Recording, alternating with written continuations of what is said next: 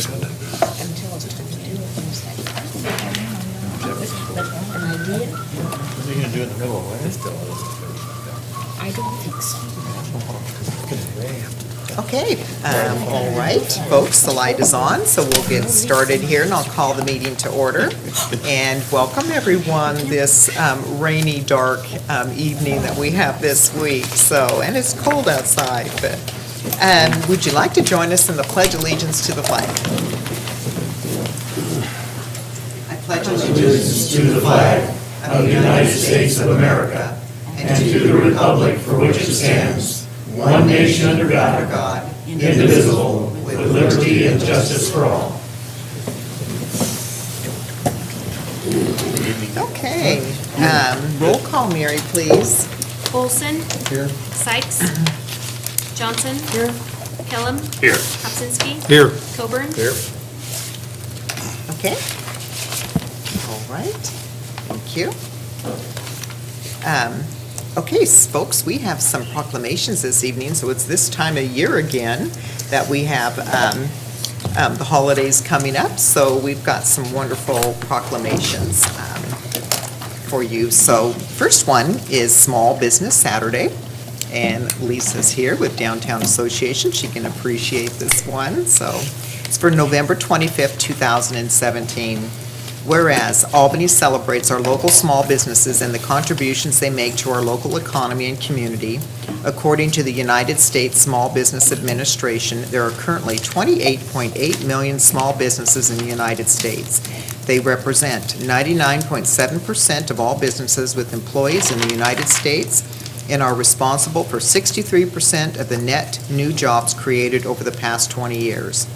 And whereas small businesses employ over 48% of all businesses with employees in the United States, and whereas 89% of consumers in the United States agree that small businesses contribute positively to the local community by supplying jobs and generating tax revenue, and whereas 87% of consumers in the United States agree that small businesses are critical to the overall economic health of the United States, and whereas 93% of consumers in the United States agree that it is important for people to support the small businesses that they value in their community, and whereas Albany, Oregon supports our local businesses that creates jobs, boost our local economy, and preserve our neighborhoods, and whereas advocacy groups as well as public and private organizations across the country have endorsed this Saturday after Thanksgiving as Small Business Saturday.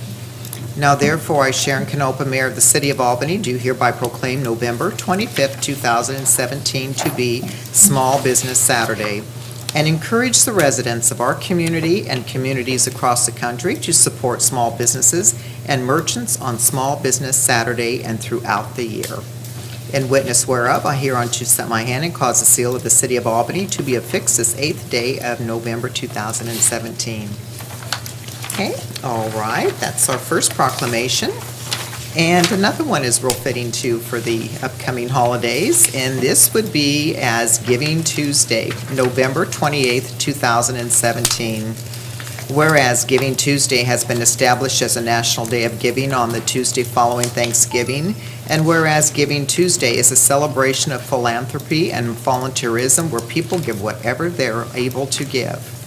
And whereas Giving Tuesday is a day where citizens work together to share commitments, rally for favorite causes, build a strong community, and think about other people. And whereas it is fitting and proper on Giving Tuesday and on every day to recognize the tremendous impact of philanthropy, volunteerism, and community service in Albany. And whereas Giving Tuesday is an opportunity to encourage citizens to serve others throughout the holiday season and all other times of year. Now there I, Sharon Canopa, Mayor of the City of Albany, do hereby proclaim November 28th, 2017 as Giving Tuesday in the City of Albany, and encourage all citizens to join together to give back to the community in any way that is personally meaningful. In witness whereof, I hereunto set my hand and cause the seal of the City of Albany to be affixed this 8th day of November 2017. So this proclamation, but both of these are a little bit earlier and the upcoming one because we have some of our council meetings are being shifted around because of the upcoming holidays. So last we have is Albany Charitable Toy Run Day for December 3rd, 2017, and Bill Root is in the audience, and this is the organization that he represents. Whereas the Association for Motorcyclists of Oregon has been sponsoring the Albany Charitable Toy Run since 1984 to gather together members of motorcycle groups, car clubs, and interested individuals to provide toys to needy families. And whereas there are families with children in the Albany area that will not enjoy a full Christmas due to financial hardship. And whereas a group of people continue the tradition of having the annual toy run because of all good work and fellowship. And whereas businesses and groups around the area help to sponsor the toy run, such as the Fraternal Order of the Eagles, 225, Walmart, Road Maggots, Christian Motorcycle Riders, The Cutting Room, Pride Printing Company, and Above and Beyond. And whereas on December 3rd, 2017, the Toy Run and Parade will again be conducted with a gathering at the Walmart parking lot and ride to the Eagles for a gift distribution and lunch. Now therefore, I, Sharon Canopa, Mayor of City of Albany, do hereby proclaim December 3rd, 2017 as the annual Charitable Toy Run Day, and urge all citizens of Albany to recognize that day as a time of sharing and giving by motorcyclists and others, and to be aware of their motorcycles on our streets and highways while they ride to provide a happier holiday season to families and children. In witness whereof, I hereunto set my hand and cause the seal of the City of Albany to be affixed this 8th day of November 2017. And Bill, do you have a lot of motorcycles lined up this year? Usually there's several hundred. I'll be honest, it all depends on the weather, and I don't have any control over that. Yeah. But we are getting ready. As in the past, we have always had one thing in mind, and that is that there's no children anywhere in the counties of Benton or Lynn that should be without a toy. A brand new toy of their choosing will be available at the toy run for any needy children, and that's what it's all about. And I appreciate the City of Albany, and especially the mayor, for their assistance in doing that, and thank you. Oh, thank you, Bill. It is a joy in seeing how many kids come out for it. It's just amazing, and the families, and it's just a wonderful service that your motorcycle organization is providing. So, yeah. We've been doing it for over 30 years, and that time I've gotten to ride in the parade twice. Yeah. Most of the time I was either a road guard or cleanup or something else with the organization, so, and I continue that now to this day, and probably never get to ride again. Yeah. But, you know, just like what Sharon says, the great thing is seeing the look on those kids' faces when they get up on the stage and pick out a toy of their choosing. Yeah. And they provide lunch for all the families too. And the Yeah. Eagles provide Yeah. the lunch. And we've been working very closely with the Eagles and some of the other groups around. Any excess toys that we have will be donated to a couple of different organizations for their toy run, for their toy giveaway. Yeah. Oh, it's wonderful. Yeah. So hopefully we'll have good weather. And then that evening is always our twice around Christmas parade downtown. So, and we always want to have good weather for that too. So. Yeah, I keep hoping. Yeah. Thank you. All right. Thank you, Bill. Okay. Council, so scheduled business, that was it for proclamations, is communication. This is accepting Larry Holverson's resignation from the City Tree Commission. Move to accept his resignation and send a thank you note. Thank you letter, thank you plaque, whatever we normally do. Yeah. Yeah. Second. Certificate. Yeah. Okay. Any discussion? All those in favor say aye. Aye. Opposed, same sign. Okay, motion carried. Next is business from the public. Anyone here this evening that would like to bring an item forward? Okay, not seeing anyone. We do have some visitors in the audience from LBCC. And which class is it that you're with? Interpersonal communication wonderful. So they're here to be able, they were instructed, a part of their assignment was to be here this evening, and then we will connect on Monday and ask questions about city government. So, yeah, but we want to thank you for attending. Okay. Council, next, on page 8 is a resolution. This is amending the parking restrictions within downtown and creating 2 bus stops. And I don't know if Chris had any say over the bus stops, or Jeff? I think Ron's here tonight to speak to this, if you have Okay, questions. oh, he is. Didn't see him back there. Yeah. The spring in his step, he must be about to retire. Yeah. This wishful thinking. So the streetscape project that's undergoing now has caused us to move a bus stop that used to exist on Broad Albin, just south of 2nd Avenue. The 2 that are proposed with this resolution, one would be on Ellsworth, one would be on Lyon. The advantages of those locations are that it's a more direct location for the routes that go between the train station and, say, North Albany. You don't have to divert into the downtown. So the way the council charter is set up, all removal of on-street parking takes council resolution, and that's why the resolution is before you today to switch the parking regulation from what they are now at those 2 spots to bus stop. Ron, is your mic on? I can't hear. Sorry.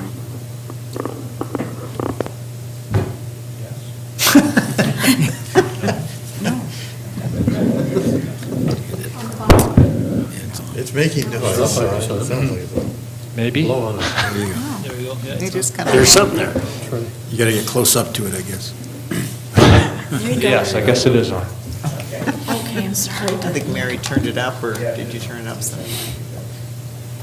I think they just don't like me, the mics. So if you want me to go over that one more time, I can. If you repeat would, it. because I couldn't hear anything. Okay, so for a long time, the city has had a downtown bus stop. It's been on Broad Albin, just south of 2nd Avenue, and it was kind of the hub. That's where all the routes met. When the train station was built and the primary bus transit stop moved out to the train station, we still retained kind of the spot on Broad Albin and 2nd, although fewer routes met there. And the routes that went, say, from North Albany to the train station had to divert into the downtown to use that spot on Broad Albin. With the streetscape project, we're converting Broad Albin to a widened sidewalk on the side that used to have the bus stop, and we're losing parking on that side. So we have a need to relocate the bus stops. And we're relocating them, we're moving them to, proposing to move them to one to Lyon and one to Ellsworth, because those would be more direct. The buses won't have to divert into downtown. They'll be able to stay on the highway system, so the routes will be more efficient. But the primary reason to change the bus stops is that we're losing parking in the place for the bus stop on Broad Albin. The way the city charter is set up, any change in on-street parking regulations takes a resolution of the council, and that's why this is before you tonight, because we will be changing the existing regulations at those 2 locations, one on Ellsworth, one on Lyon. So when I was looking at that, you're going to put them on Ellsworth Lions. Will that not disrupt the traffic? I mean, those are the throughways. And I'm thinking, if a bus has to stop, that's going to mess with the traffic. It's going to be like a construction zone. I realize they don't go that often during the day, but, you're losing parking there too, aren't you? There's some disruption, you're losing some on-street parking. Yeah. And we will lose some parking wherever the bus stops end up. Oh, sure. We're swapping parking for bus stop, basically. We tried to pick locations for the bus stop that were close to the signals in that area, so that the signals will provide some gaps and make it a little bit easier for the buses to get in and out. But you're right, when the buses are making movements on and off the through lines on the highway system, they're a little bit more of an impedance to through movements than if it was on the local street system. Yeah. And if we put the bus stop on the local street system, a little bit easier for the buses to get in and out, but the whole routes become less efficient. So it's kind of a balance, one or the other. So can you try it for a while and without actually like doing a bus shelter and bus stop shelter, or are you gonna do that, or, what if it doesn't work? I don't believe that there's plans to do the shelter at the location on Ellsworth. It'd be right next to the City Hall parking lot. There has been some interest in trying to see if there was a way to put a shelter up on the Lion Street one, but I'm not sure if that's going to end up occurring or not. Yeah. I haven't heard from the transit folks if we're able to pull that off. If we do a shelter, that it would happen at some point after the bus stops are marked and being utilized. So if the locations don't work, and the shelter's probably not going in there, it would end up going wherever we tried to move the bus stop to, see if it worked better. Makes sense. Yeah, it does. I just think online and Ellsworth is just a bad place for them. I mean, I can understand it, why, but what it's gonna do, we'll just have to wait and see. Yeah, Bill? This is somewhat related, and I'll explain myself. So, less than a year ago, we approved a 10-minute parking spot for Bomax, and I believe they've moved on. Well, they ceased having a restaurant. I think they're still there making sauce. But That they could don't be. need I the went by 10-minute the places anymore. for lease, and it looked like it was vacant. Oh. Anyway, I guess my point was, maybe there's no need for that 10-minute spot, and we can convert it back to a regular parking spot. If that took a resolution, I was gonna make it as an amendment to this tonight, but maybe better let staff check and see if they're still in business and still need that spot. Lisa says they're not in business. They're not in that location anymore. So does it need to be changed, or could it be changed back, and does it take a resolution? It does take a resolution to change it back. We'd have to decide what to change it to. I think what that spot was before we made it a 10-minute spot was a 3-hour customer-only spot, if I recall correctly. But I think it might be a little bit safer if we came back with a separate resolution for that That's one and fine. made sure we got what we changed it to correct.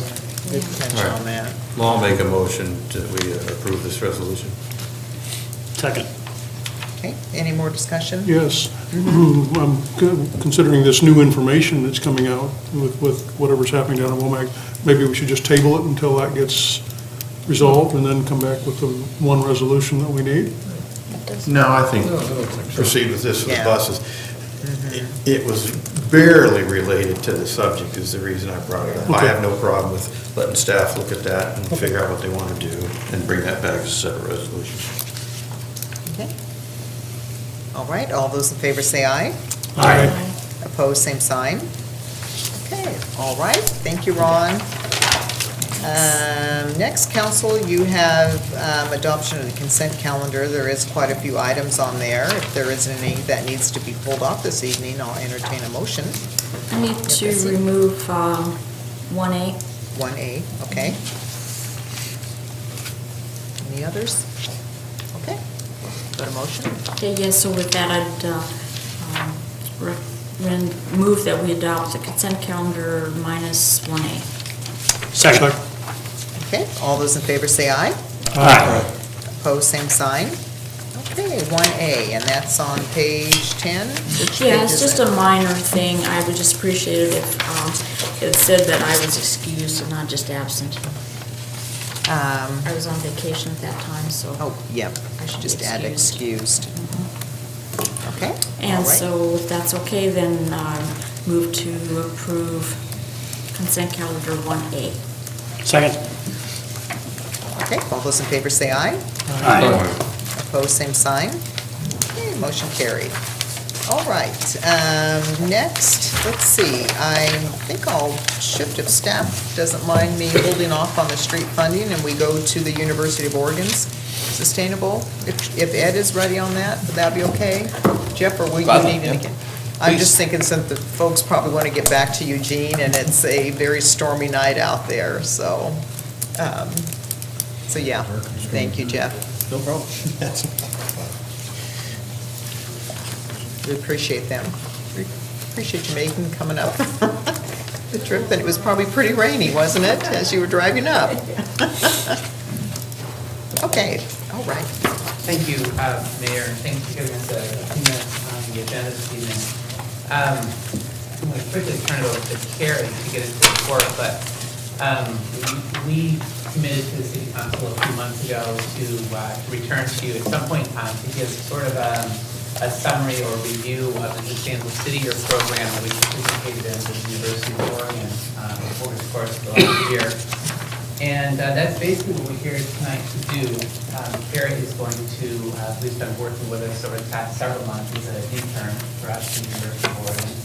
And she will kind of go through and talk to you a little bit about how some of the projects, and we're going to group them and keep this at a pretty high level, so you can just sort of get a recap of the work that was done, and some indication of how we think we'll be able to use the information and products going forward. So with that, Carrie. For the record, my name is Carrie Ettinger. I'm from Eugene, and I'm here tonight to share with you some information about the Sustainable City Year program and the City of Albany's partnership. As you can see, this report is separated into 3 categories: the community development and planning, engaging and strengthening community, and improving operations and service delivery. So I'll just give you a little bit of a summary of a couple of these projects that fall into these different categories. These categories are kind of broad, and the projects within them include work by several courses. For example, on page 44, the Water Avenue Corridor Revitalization Project was taken on by 3 different classes of graduate planning students. They worked on helping the city generate ideas for activating this downtown core, urban renewal projects, and best practices. So as you can see on the next page, the students came up with several ideas, and these are summaries of and kind of overarching summaries of some of those ideas and recommendations.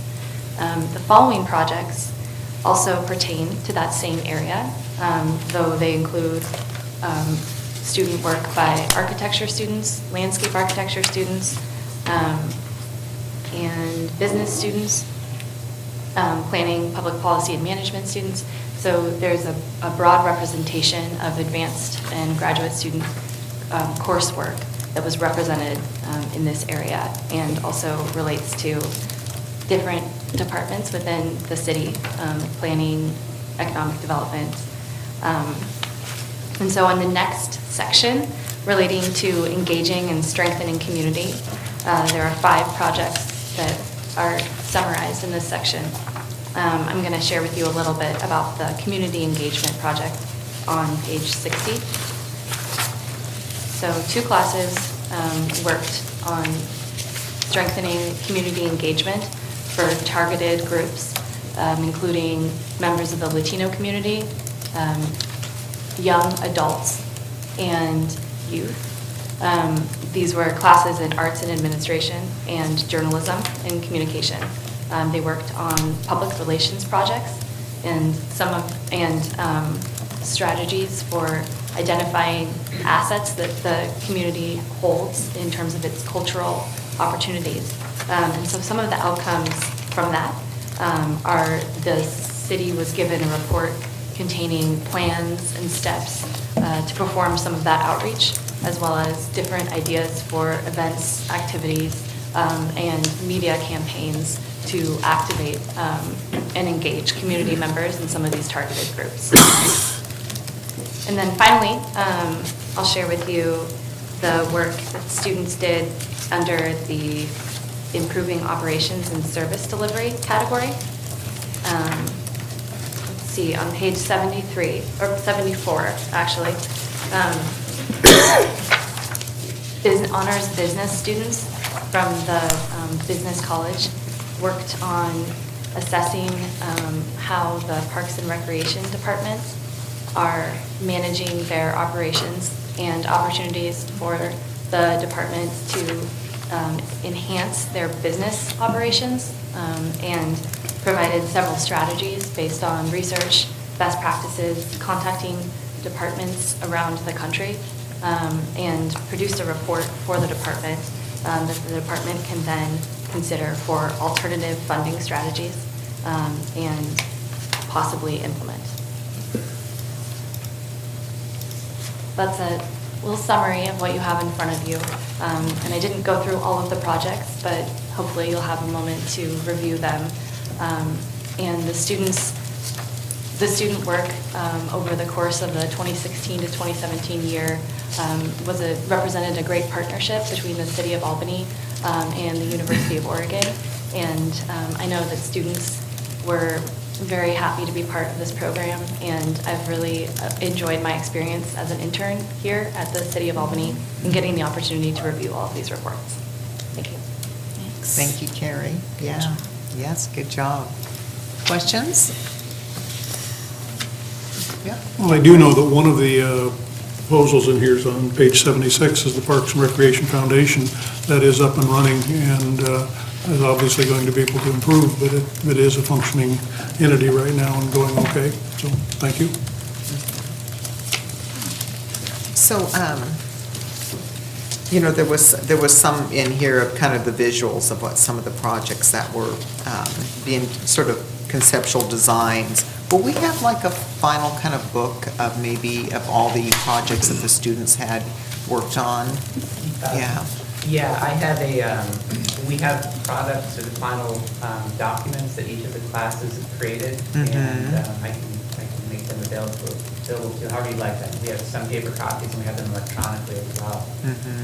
So yes, we have those final products. Yeah, it would be great. I mean, they were just such great creative minds that put all those projects together, so I just really enjoyed it. But it'd be nice to really kind of go through each one. As we saw the designs up on the wall, but there were so many that we had viewed each time that now it'd be nice to kind of go back and kind of compare them, compare each one. So yeah, and if I may, I think that's I think it's interesting to take a step back and look at all of the totality of the projects and see how they relate, because many of them build upon others, and there's this real sort of integration of our city organization in terms of our departments, in terms of economic development, parks and recreation, community development, public works. There's a lot of coordination between those departments. And I think you see that in the disciplines as well, in terms of the products that come out and how each of the projects and the activities build upon one another, in terms of activating downtown, how that can benefit the historic neighborhoods that sort of right on the borders of the downtown, and how that can also interrelate to the park that's along the river. And all of those things work together. And I think this is a pretty exciting project, and looking back on that, I think you can see those things in the benefit that we receive. Oh, good. Yeah, Bill? This represented a pretty good investment, both financially and in time, by the city. And I attended a couple of the presentations and was very impressed with the work that the students did, different perspectives, different ideas, a lot of value there. But I appreciate what you're hearing, because I think the real value is moving forward and trying to utilize some of this information, and it will take time. I'm not going to sit here and repeat what you just said, but I agree with it, and certainly bringing Peter up to speed with what was done, and look for some opportunities moving forward to integrate these into our strategic plan and utilize not necessarily every idea, but I think we accomplished what we wanted to, because when Ed first brought this to us, he mentioned, number one, did Bob bring it to him? I'm sorry. Let's put the blame where it belongs. Well, if you like it, I'll take it. But several staff people brought it forward. But what I remember is that there are some projects that we just don't have time to look at. It's things that we know we should or could do something, but what and how, we just don't have the staff time to do it. But the other thing was that there's value in a different perspective. I think, to me, I heard some comments, well, what a bunch of young kids know. Well, turns out they know a lot. So, again, I think we've certainly received good value at this point. But certainly moving forward would be the ultimate goal. Okay, any other questions? So, Megan, have anything to say, or any? No, Yeah. other than we're extremely grateful to be able to be part of your community for 9 months. It's great work with your staff and all of the folks who do. So, really, really good work. Yeah. Okay, I'm not going to. Very short. You'll need to come to the microphone. Yes. That should get out. Yes. Tape's got to pick you up. Megan Banks with the University of Oregon Sustainable City Year Program. My 1 or 2 sentences is that some of the projects that we did for Albany are now being carried forward in different cities. We're starting a pilot small city program. We're working in La Pine starting in January. Carrie and I will both be working in La Pine. And they are replicating some of the projects you worked on specifically in nonprofit and business. So extremely exciting. So thank you. Yeah, that's wonderful. Good news. Well, thank you so much. Yeah. Drive back safely too, so I hope you don't hit those torrential rains. But no, thank you. Okay, Bob, was that it? Did you have any? Okay, all right. Yeah, well, thank you so much, and thank you, Carrie. Yeah, thanks. Mayor, would you mind if Bob and I did the code audit piece first, and then Bob can get home to his family and not have to sit through That this? would be fine. Okay, Yeah, thank you. Yeah, whichever you prefer.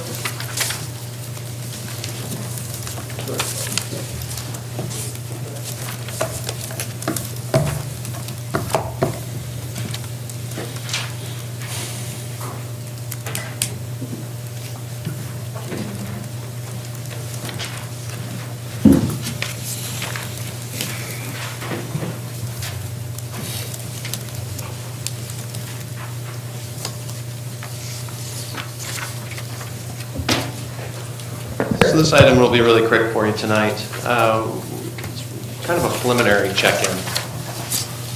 You'll recall that several months back, we had met with the council and the planning commission to review the results of a code audit and try to set priorities. And the code audit was an effort undertaken by staff with the assistance of a consultant to try to remove staff from the data gathering piece, which was to try to reach out to the development community to receive feedback on areas of the development code that they thought could be improved upon or work better from their perspective.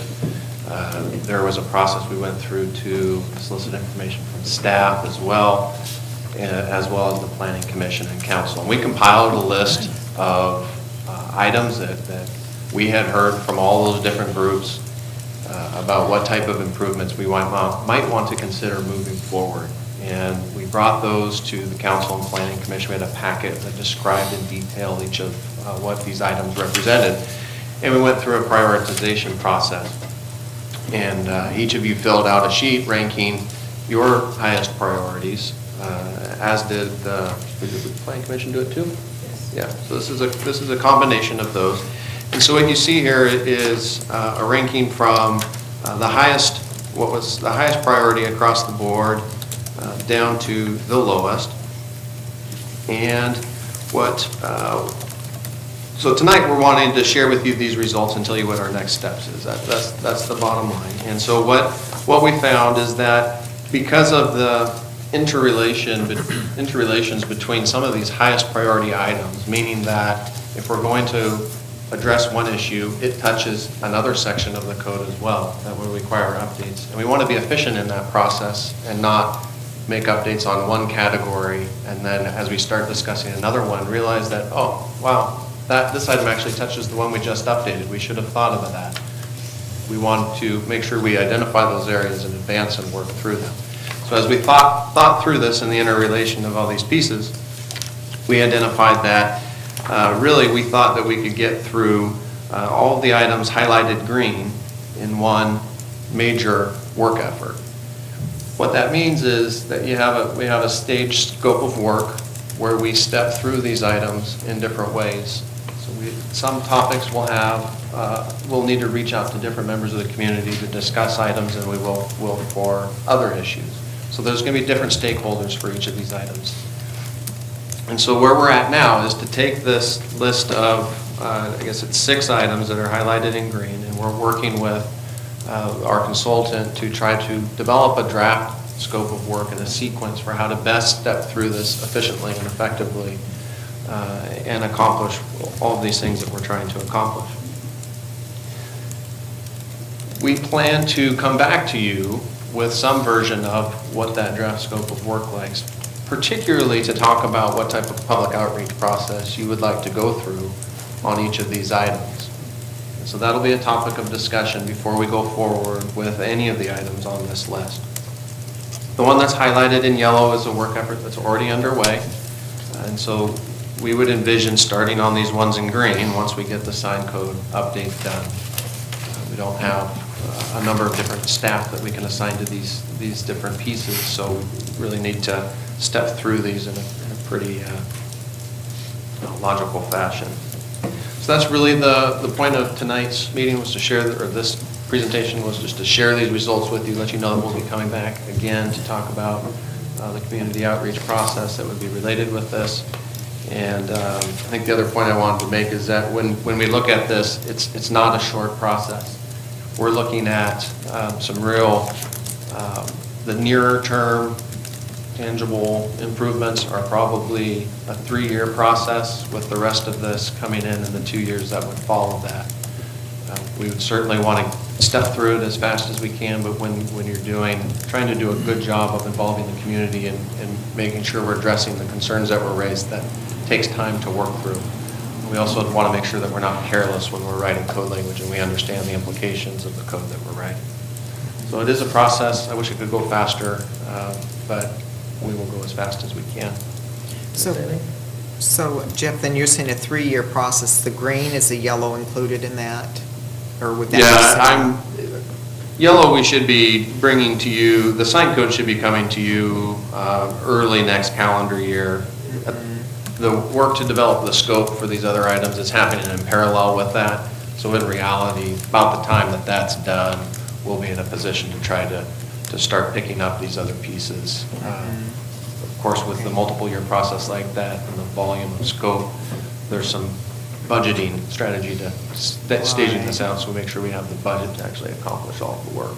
Right. I mean, you can tell it's a pretty big demand on staff, time to be able to accomplish this, but I appreciate identifying really what is, more of the pressing needs of what we have in the community, and I appreciate also the parking requirements too under the multifamily development. So I think that's going to be probably quite a discussion, and it's so it looks like a good list here to get started. On that particular item, Bob and I have both heard loud and clear from council on multiple occasions the importance of evaluating the multifamily parking, and so we've already had one of our staff members she did a very comprehensive review of a comparison of our parking standards to other communities across the state.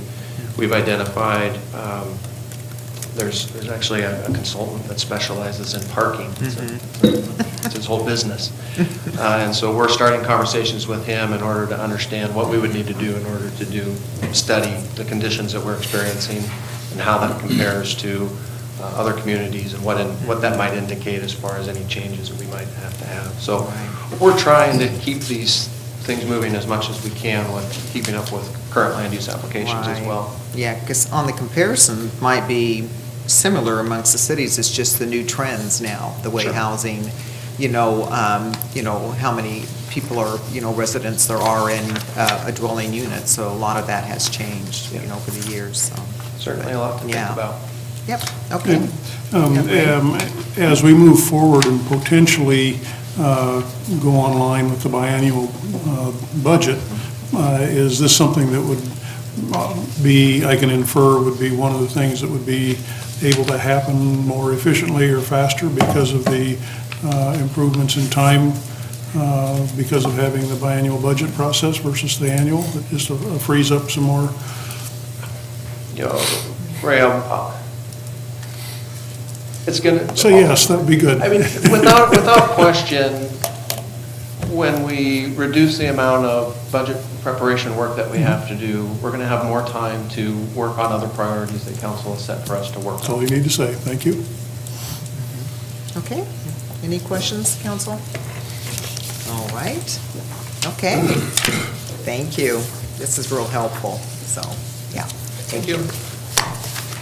Okay, so, Jeff, do you want to do street funding? Want to? Yes. Yeah, and that starts on page 30. Just a moment. Give me more comfortable if I can present up here.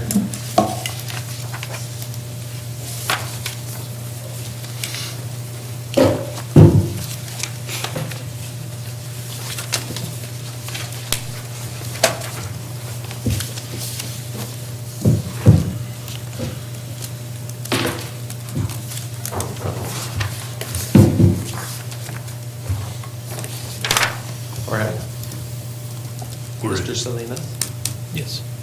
Oh, I just hit enter. I did. Because my password is incorrect. Huh. I don't know, Michael, it's a new PC, so you might just... Password's on the keyboard. Oh, that's too easy. Speaking of passwords. There we go. So I can prove my incompetence on TV.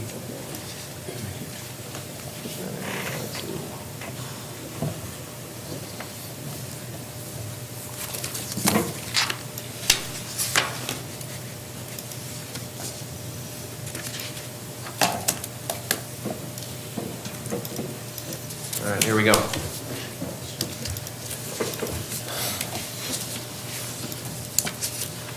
All right, so this presentation tonight is really to continue the discussion about funding alternatives for pavement management activities. And specifically, the reason why we're back tonight at this point in time is that as we've discussed this issue over the course of the last year, we reviewed some of the internal funding alternatives that might be,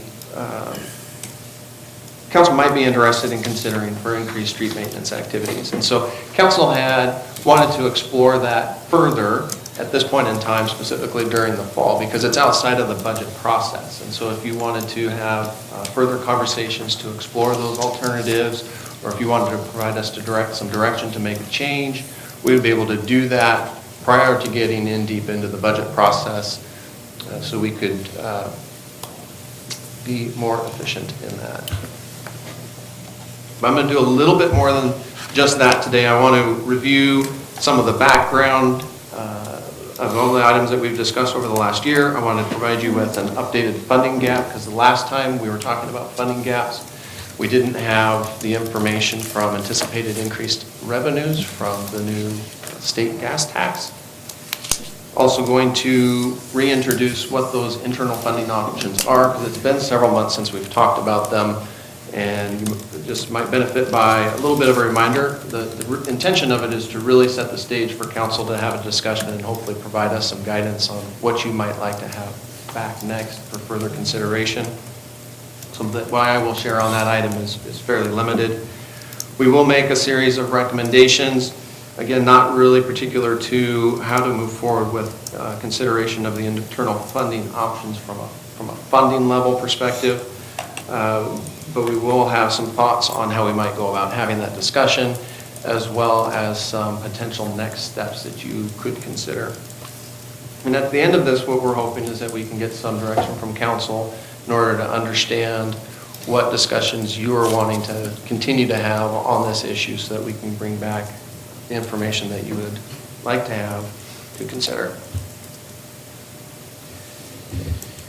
And before I get into the details of all of this, I put this here just because I wanted to provide a reminder that all this work is based on a lot of assumptions, generalizations and the application of industry standards.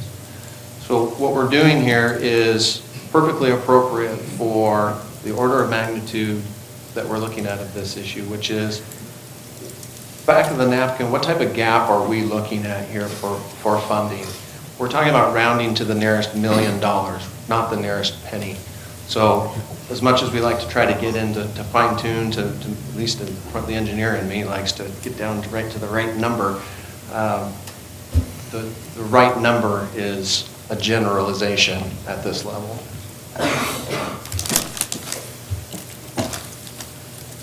So we have met 5 times over the course of the last year to talk about streets in Albany, specifically their condition and what might be required to meet certain goals of council as far as maintaining streets to desired levels.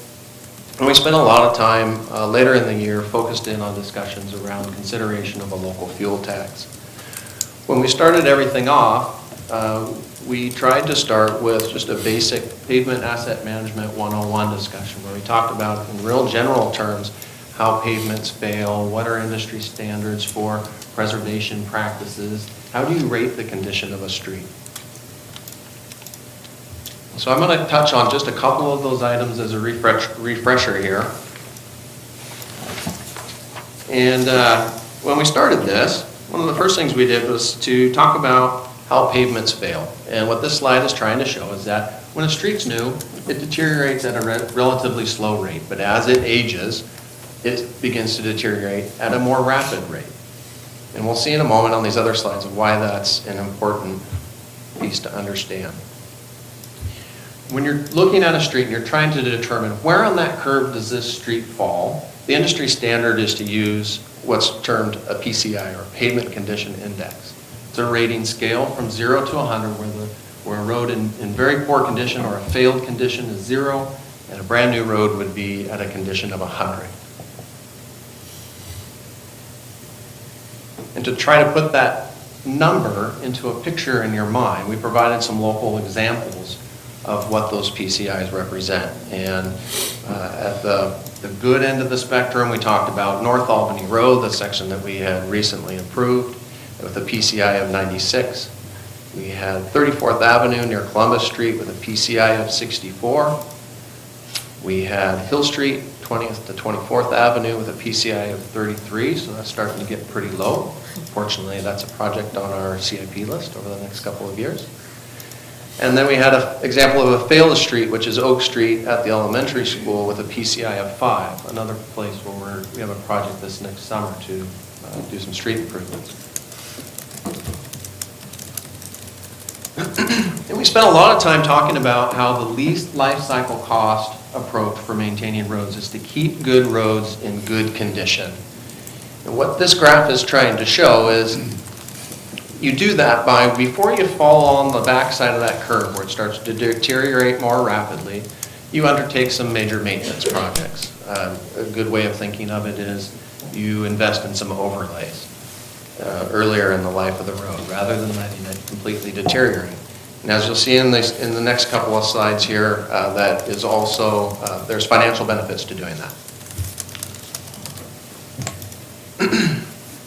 So it's hard to read here, but what you see, what the top arrow is pointing to is that when you undertake a project on the closer to the upper end of this curve, if that investment costs you $1 to get that road back into a good condition, if you wait a relatively short period of time and allow that road to drop off the rest of that curve, it's going to cost you 4 to 5 times as much to get that road back up into the same condition that you could have with that $1 just a short time ago. So it makes, from a life cycle cost standpoint for the road, it makes sense to invest in more routine, less intrusive major maintenance projects than it does to just ignore the road and wait till it deteriorates.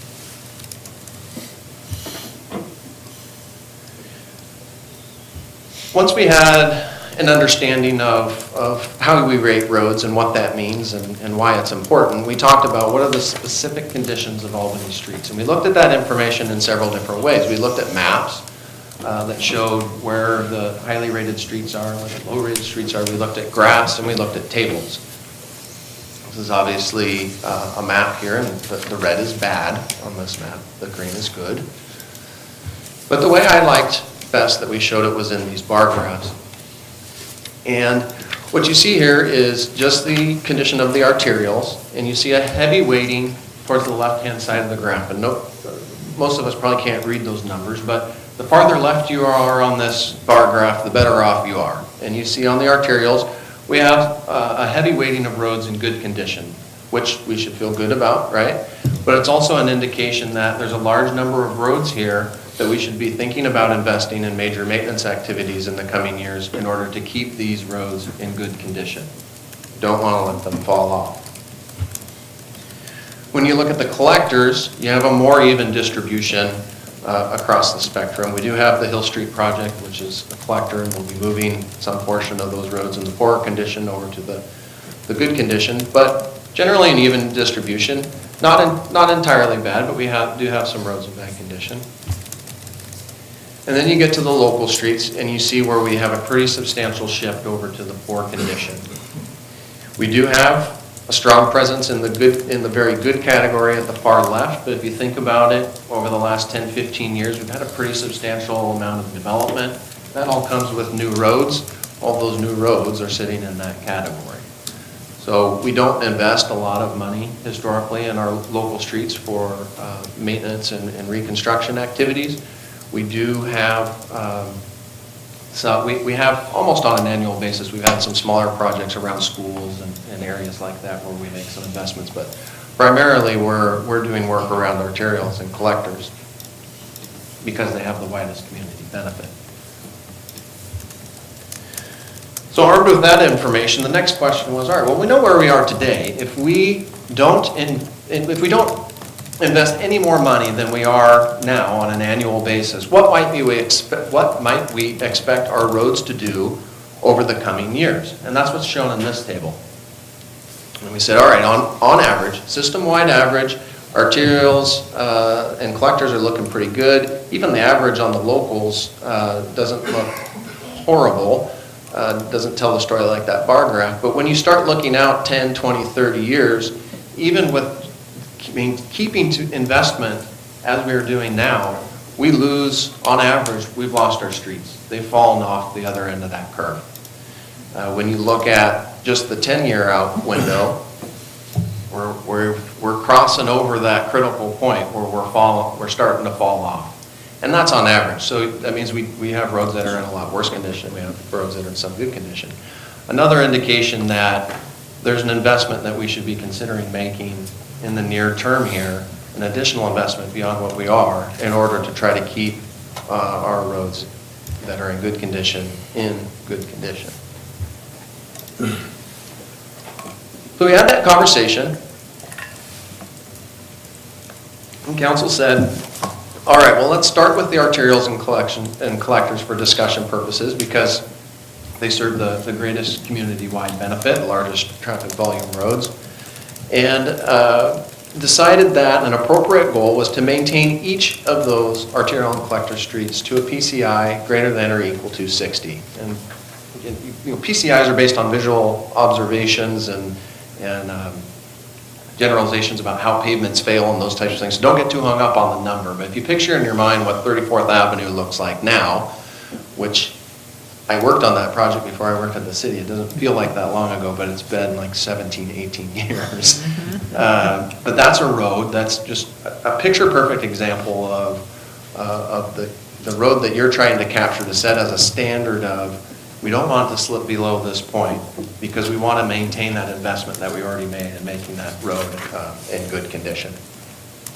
Some of the reasons why that made sense was, like as I just said, it avoids that costly reconstruction.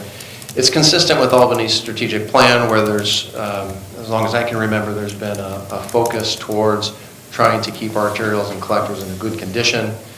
And when we looked at the costs and benefits of different levels of investment, council had felt like this target provided a balance between the life cycle cost and the required resources in order to meet that. But as you found out earlier this year, it does require additional financial resources. And in trying to identify what that was. We ran several different scenarios on how to do this, and I think the one that tells the story the clearest is that in order to meet that goal, you need a one-time $20 million lump sum investment in order to take those roads that have failed and bring them up to a good condition. Beyond that, you need an annual around $5 million of revenue to maintain those roads in a good condition over time.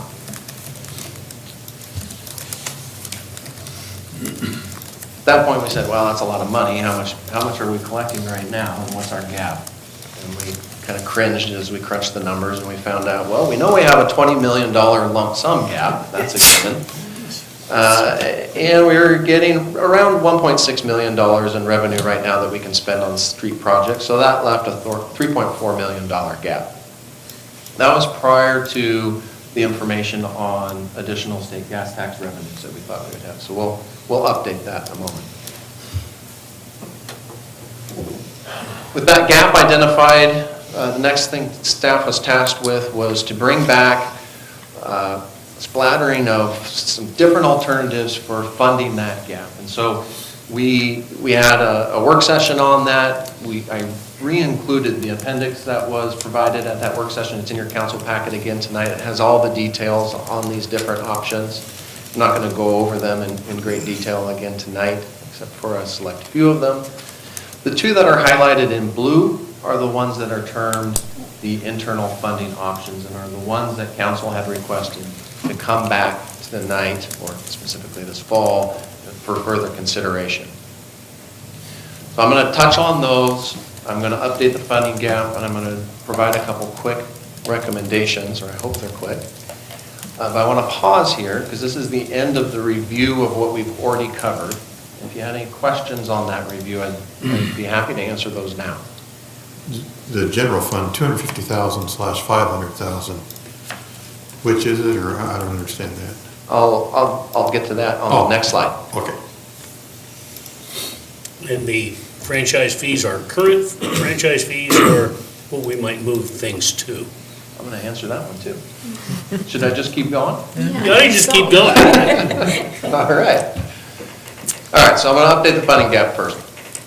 Late this summer, the mayor received some information from ODOT management about what we might anticipate receiving in additional gas tax revenues. You should not take these as a guarantee. These were preliminary estimates. I'm sure they will change in time. But we tried to take this table and apply it to that gap. And we did that graphically. I am going to describe these graphs to you. And I'm also going to point out a couple of cautions with the graphs so that we're not trying to read too much into them. And I'm going to try to make those cautions not complicated. If I am unsuccessful, please stop me and ask me to do it again. When we apply that additional revenue, we were looking at a $3.4 million gap before the state gas tax, right? Well, now you apply those new numbers, and we're looking at around a $3 million gap with those additional revenues. Now, there's a couple shortcomings with this gap, with this graph, as I said. One of them is that this is a simple comparison between the funds that we think we need to maintain only arterial and collector streets and the revenues that we receive that could potentially be used for street work. So why is that an important distinction to make? Because on the other side of the coin, from our capital budgets, we have an operations and maintenance budget for streets. This graph, as you move out into time, it assumes that increases in operations and maintenance expenses increase at the same rate as the revenues that fund those activities. I don't think that's accurate. We're not doing a financial plan here. What we're doing is fine for what we're doing, but it's important that I mention that so that we don't read too much into this. So the farther we go out in time, the less accurate that gap becomes. The other thing that this graph does is that it doesn't account for the fact that street funds are currently used to pay for stormwater improvements related to street projects. When we implemented our stormwater service charges, there was a conscious decision to start that program small and only start with recovering the costs that we were currently incurring, not make any changes to how the program interrelated with street capital projects, and that we would consider that in the future as we grew that program and understood more of how that program was going to work. So when you take that into consideration, if that doesn't change in time, and street money has to continue to be used to do related stormwater improvements, that means we can actually get less street work done. So that gap grows to $3 to $4 million over that period of time. This graph as well does not account for that difference in relationship between revenues and expenses on the operations side that we would likely project moving forward. So our gap, even with the additional state gas tax revenues, is around $3 to $4 million in annual revenue. We're always going to, until we do a GO bond or something like that, we're always going to have that $20 million gap. That's just, I'm treating that as a given. All right, so getting to Councilor's questions. The two internal funding options that we were discussing previously were general fund and franchise fees. And why those two items were on the table were partly in response to a previous council question that asked, well, how did we get here? I think it was Councilor Sykes that asked, what's the history on street funding and how did we get to where we are? And so in conducting that research and understanding the different efforts that had been undertaken over the last couple of decades as the councils have been discussing this problem, learned several things. One, first item was that there was a long history of the general fund participating in street lighting costs. There is a legitimate general benefit to street lights in the form of public safety, and I'm sure there's several others. But that level of participation had ranged, and general fund participation had ranged over time from 100% down to 50%, which is what was in place in 2011 when it was suspended. And it wasn't done without concern for the streets or anything like that. If you look at the date, it was in the middle of the recession. We had a lot of competing priorities for the limited funding that we have, or that we had and still have to a degree. And it was a decision based on competing priorities through the city. And that it remains that way to this current budget. The other item was franchise fees, and just as a reminder, franchise utilities are companies like Pacific Power or Northwest Natural Gas.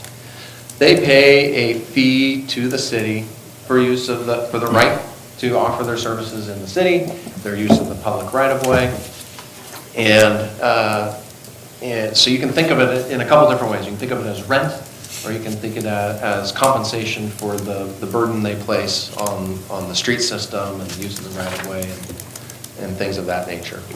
We'll talk more about that in a moment, because if I don't, Stuart's going to talk about it. Right? You're going to jump in.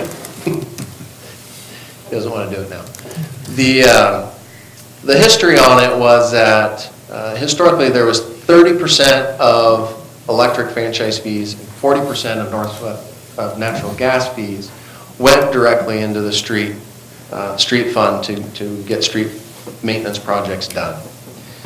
Late 90s, early 2000s, I forget the date, it's in the appendix to your memo. Those funds were redirected to general fund, again due to competing priorities. It wasn't because people didn't care about the streets, it was that there was determined to be higher priorities at that time.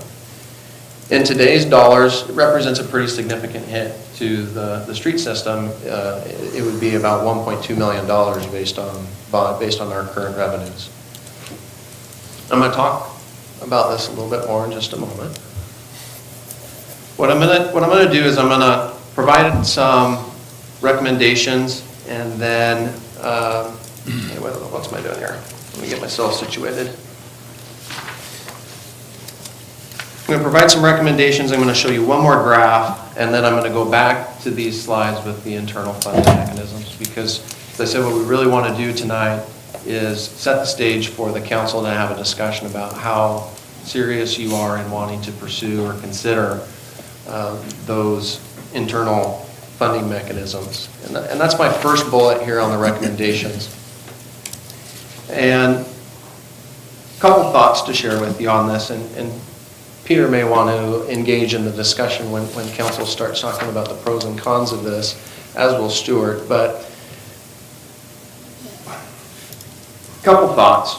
One is, if we're going to continue down the road of having this discussion about internal funding mechanisms, there's a couple things that we would recommend happening. One is, it would be helpful for staff to know the order of magnitude that you might want to consider restoring these funding levels.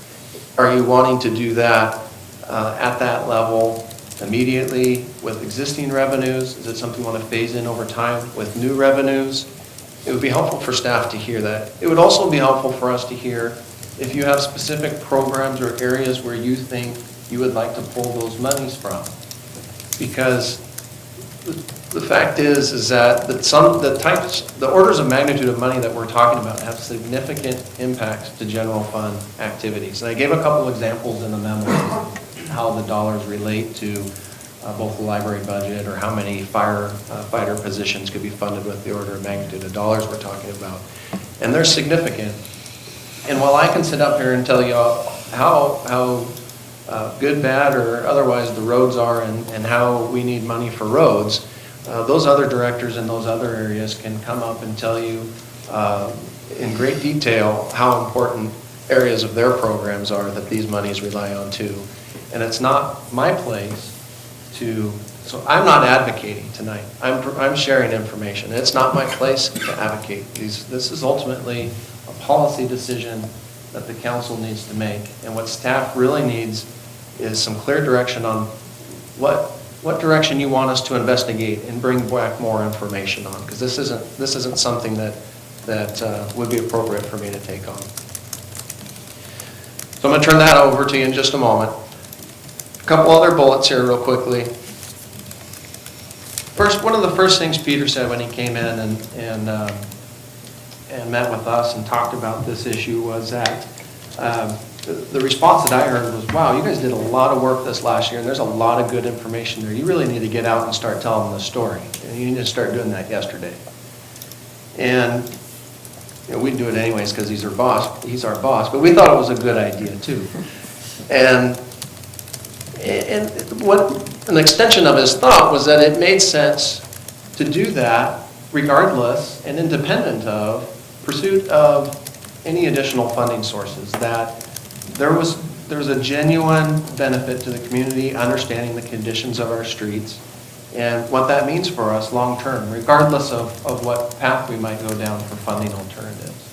So our recommendation is that over the course of the next calendar year, we would make a significant effort towards public outreach pertaining to specifically the condition of our streets. So we cover a lot of the information that I just recapped for you tonight in different forums, whether that be creation of a website, whether that be reaching out to the different service groups and doing presentations there, and hopefully involving the council in that outreach, because ultimately I think that will make it more meaningful. So that would be one recommendation. The next one is in regards to that issue that I mentioned about the street fund paying for stormwater improvements tied to street projects. In the spring, we're going to be coming back to council to give our annual report on revenue and expenditure predictions on the stormwater utility, and try to figure out what our next set of goals are for what we're trying to accomplish, and do those goals include trying to fund some capital work, which then would free up that money for streets. It'll be the first conversation of that type we've had for stormwater, but it'll be very similar to what we do annually for water and sewer. So we would envision having that discussion at that time.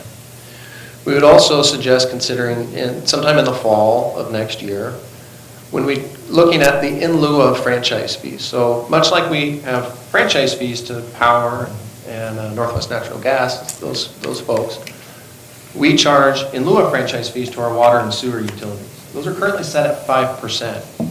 5% was selected because historically that's what the franchise utilities were charged. Well, over time, that has increased to 7%.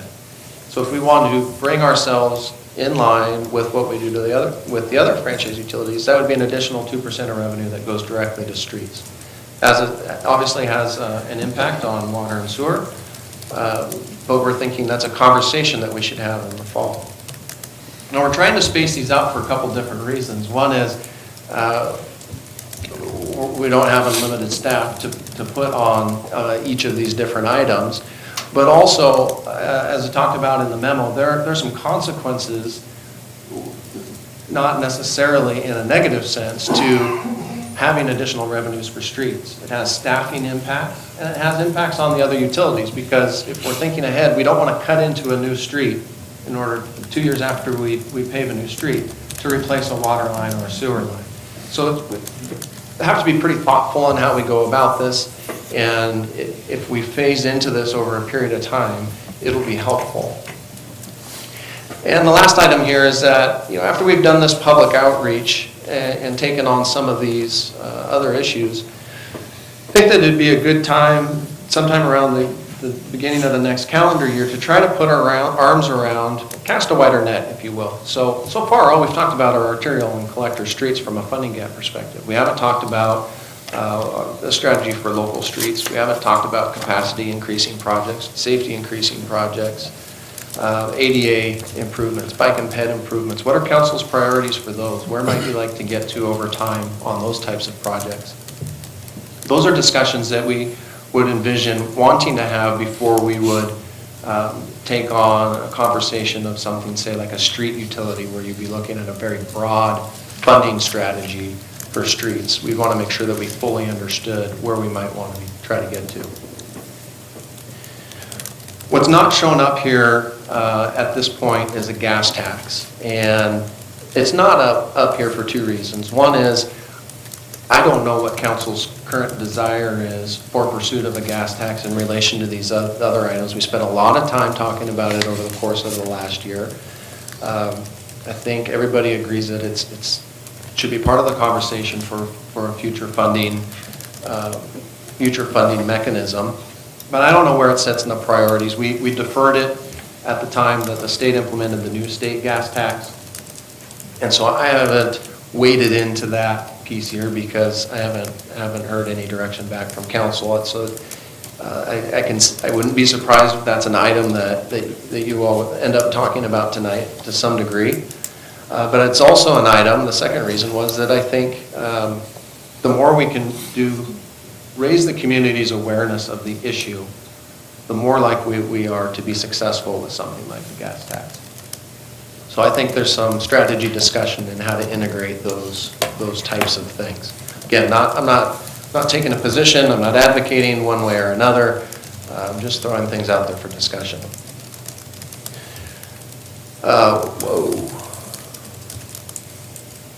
Last slide for me. If you were to make those recommendations that I showed there for the stormwater service charges in lieu of franchise fees going from 5 to 7, you're able to close that gap that we're looking at for arterials and collectors down from $3 to $4 million down to $2 million. So what's not as big of a shift in approach as some of the other items results in some pretty significant closure on that gap. So I just offer that for your consideration. At this point, I'm hoping that I can turn it back to you to talk about these two internal funding mechanisms and get direction.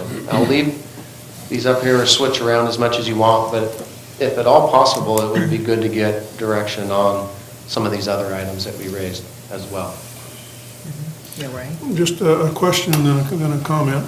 On the franchise fee options that we have foregone because of other priorities back in 2011, et cetera, has that seriously impacted the CPI for street funding as far as projects? Has there been an appreciable amount of money that would have done some things that have deteriorated to the point where it's gotten much, much more expensive, or have you been able to mitigate that through wise decision-making? I'm not that wise. Okay. I mean, that's almost, that dollar amount is almost total what we get on an annual basis from all different sources Okay. except for SDCI fees, which are limited to capacity increasing improvements, which these are not. Okay. So available revenues for these types of projects, we're at $1.6 million. And so, another 1.2, we're getting a lot of other work done. Okay. The comment was, I'm going to make is, last summer or a while ago, ODOT had their traveling roadshow asking about what people wanted for possible gas tax things, et cetera, et cetera. And it was in a meeting that they had with a whole bunch of folks from the state and other municipalities, and we met out at LBCC. When they said what number were people looking at, I was one of the first to voice my opinion, and I said it ought to be at least 50 cents a gallon. I just opened up like this, and so I think we have passed what I perceive would have been the absolute opportune time to make a major impact that way if gas prices are continuing to rise, when it was much, much more lower. And I think that spreads the pain across more people, even travelers and visitors. That's what I would still dearly love to see, would be a large amount, which I think there's going to be some people, I'm just going to drive across town, I'll drive out of town to save that. Well, you got a 15-cent gas difference right now in pricing, and have almost from day one.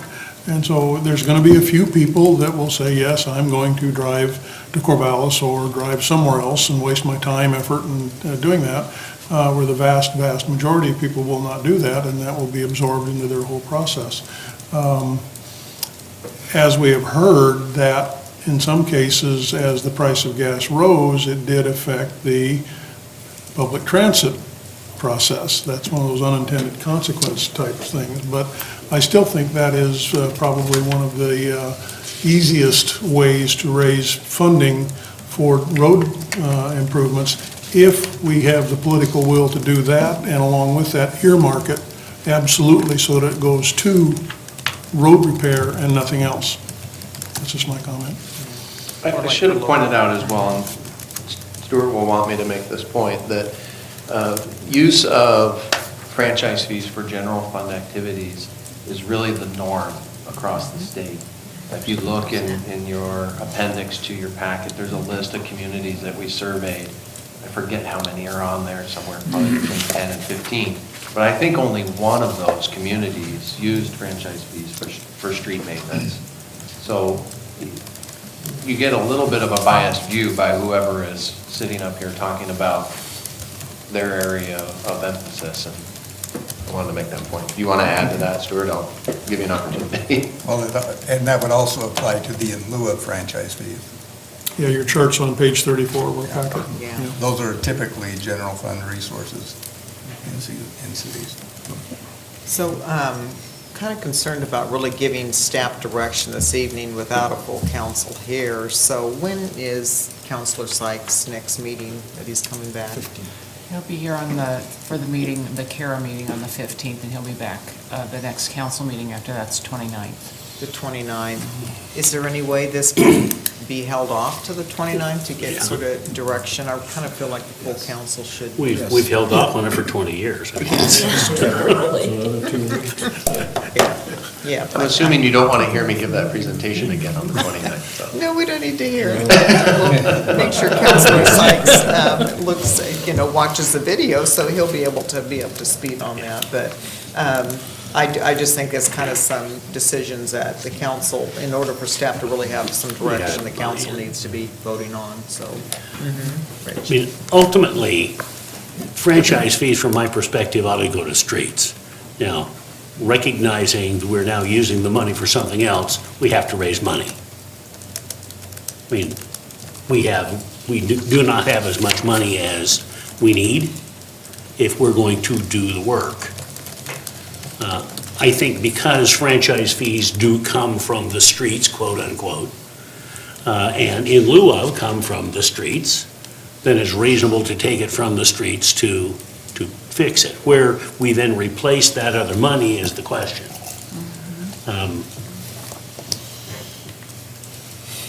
From my perspective, the first thing he gets buy-in from the public. That they recognize that there's a problem and how big the problem is.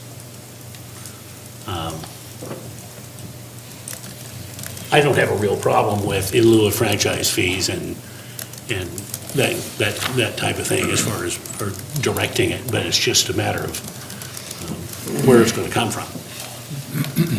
Bill? Yeah, Bill, then. I think, I agree with the mayor, there's value in waiting until Mike gets back. It's a pretty major discussion and decision.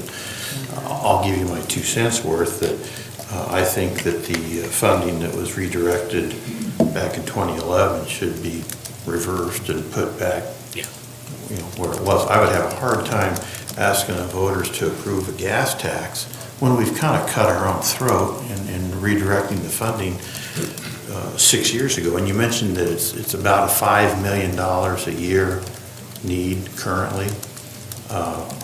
I don't know what the need or that value was in 2011, but we made the situation worse by redirecting those funds. Now, that's 2020 hindsight. I get that. Now, here's why I think that there is this sense of urgency, is that if council agrees with what I'm saying, and that's the direction towards staff, there is a huge impact on the budget. And had our first budget meeting last night, and going into budget season, before you know it, it would be helpful if staff knew that was the direction the council desired to go, so they could start addressing that issue. Now, I'm getting way ahead of myself because we haven't had that discussion and Mike isn't here. I'm just telling you how I feel. Dick? I think we ought to wait till the council is here. In fact, I'm wondering if the budget committee maybe ought to make itself useful and come down as to how we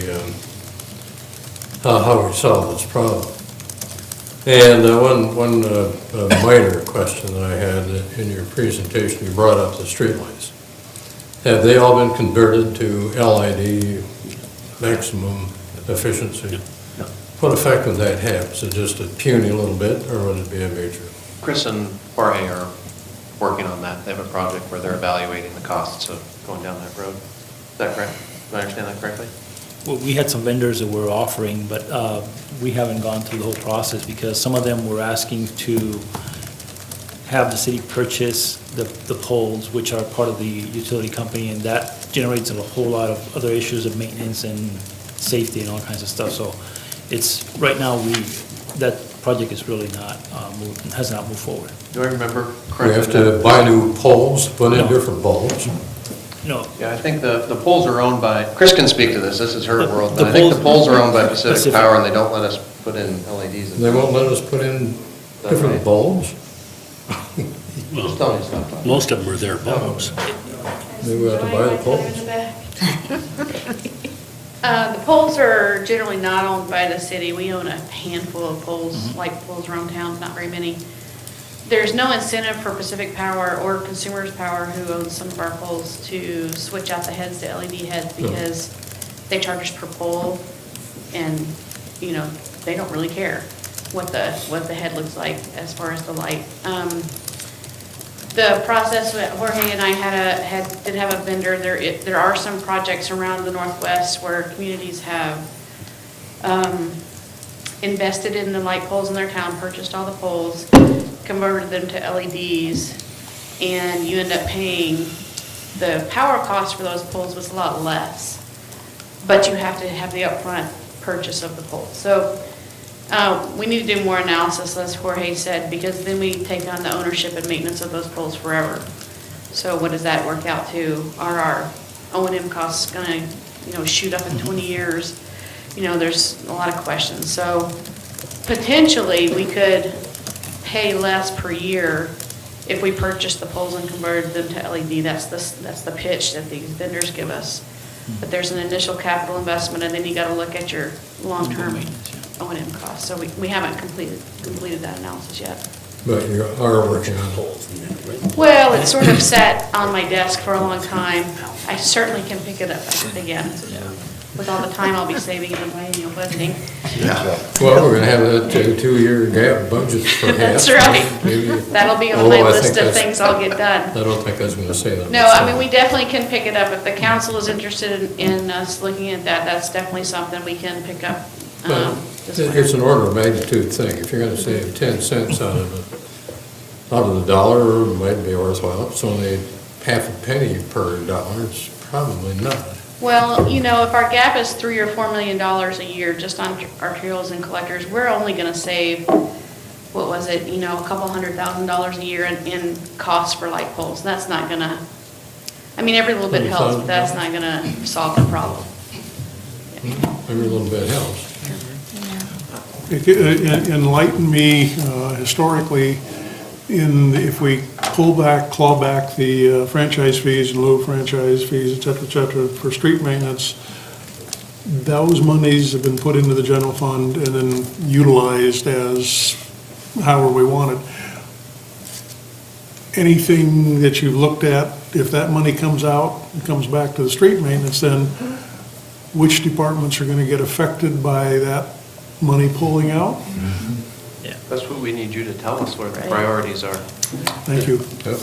Yeah, one thing to consider is that about 70% of the general fund money goes to police and fire, so if you extrapolate those numbers, that's like about 70% that's gonna be impacting police and fire. It's just across the board. If it's just across the board, yeah. It's a big impact, yeah. So, Bill was first, then Bessie, then Dick. Yeah. But I wouldn't waste your time on trying to buy the system, from my perspective. Before I retired, I was involved in some of those, and it's such a huge undertaking, and the problem and the pushback you're gonna get is from the power company trying to determine the value of the infrastructure. It's not just the poles, you know, overhead lines, underground lines, joint use poles, joint use raceways with multiple conductors, and it just blows up. And it just, like you said, then the city takes on the maintenance and so forth. There are people who have done it, you know, I flew back to Kansas City and worked with those folks. You know, it's been long enough ago, you could get some information on, you know, was it worth it, did it pay out, and so forth. But I'm surprised when you said that there's no incentive for the power company, though, because it wasn't that long ago that they were faced with the challenge of increased need for electricity, and they had to either figure out ways to save energy or invest in the cost of producing more energy. And one of the big things that came in was LEDs, and they were able to cut usage. So you'd think that need or desire is still out there to cut usage, and by converting to LED, they could accomplish that. But now, ODOT's doing that. They're out changing lights on intersections and freeway, you know, all over the place. Yeah, I mean, I guess what I meant by that is, you know, we haven't seen a big push by PP&L to do that here, and for whatever reason. The only LED fixtures in towns are ones that we've put in with new street projects and things, so, you know, they don't have an incentive to sell us those poles because they're making money hand over fist on those poles off of us. We can talk about this for a long time. Yeah, we're a little off topic, and I apologize for that. I would add, and I'll set up, that, you know, there's a relatively new manager out here since Doris retired. Right. And maybe there's an opportunity for that discussion to kind of see what their thoughts are moving forward. Well. Thank you, Bessie. Yeah, since I agree that we should prolong delay the discussion until Mike gets back. But talking about the outreach to the public, I think it's going to be if we can inform them, when we're talking about fixing the arterials and the collectors so that they don't deteriorate, but, oh, by the way, we're going to do that and not do your local streets. That's what I think people don't understand. I mean, it is hard to understand, because if you have a street that's got potholes all over, but they're way out on beneath Broadway, or, you know, west of Broadway, it's just something that, well, we need, you know, we pay taxes too, so why can't we do that? So I think the outreach would be good, and because if they understand why it's being done, I think that would, you know, would only help. Yeah, I think one of the key messages that we'll want to try to get across I certainly have to be mindful of that issue with the local streets, but also when people look at 34th Avenue, for example, 34th Avenue looks like it's in pretty good condition, and you're going out there and you're spending money on an improvement project, and people won't understand why when you have this road that's failed.